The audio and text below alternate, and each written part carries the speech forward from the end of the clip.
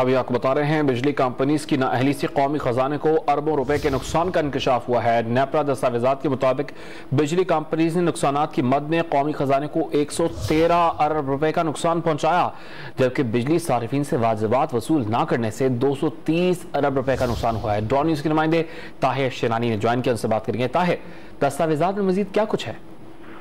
جی دیکھیں، نیپرا کی دستاویز کے مطابق مالی سال 2021-22 کے دوران ٹرانسمیشن اور ڈسٹریبیوشن کے نقصانات کی مد میں قومی خزانے کو 113 ارب روپے کا نقصان ہوا، کیونکہ جو نیپرا نے ہدف مقرر کیا تھا اس سے بجلی کمپنیوں کے نقصانات 3.72% زیادہ رہے، اس لیے نقصان ہوا، جبکہ 230 ارب روپے کا نقصان بجلی بلوں کے جو واجبات ہے وہ وصول نہ کرنے کی وجہ سے ہوا۔ مجموعی طور پر 343 ارب روپے کا قومی خزانے کو نقصان ہوا۔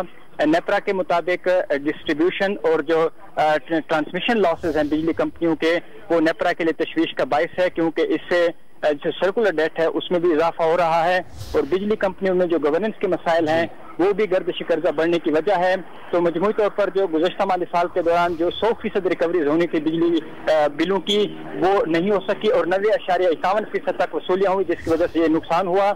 گردشی قرضے بڑھنے کی وجہ بھی نیپرا کی دستاویز کے مطابق ایک وجہ ہے گورننس کے مسائل۔ ہیسکو میں نقصانات کی شرح گزشتہ مالی سال 32.88% رہی، سیپکو میں 35.62% رہی، اور پیسکو میں نقصانات کی شرح گزشتہ مالی سال کے دوران سب سے زیادہ 37.47% رہی ہے۔ بہت شکریہ طاہر، خبر سے متعلق آپ کو مزید ڈیٹیلز دے رہے ہیں۔ بجلی کمپنیز کی نااہلی سے قومی خزانے کو اربوں روپے کے نقصان کا انکشاف ہوا ہے۔ نیپرا دستاویزات کے مطابق بجلی کمپنیز نے نقصانات کی مد میں قومی خزانے کو 113 ارب روپے کا نقصان پہنچایا۔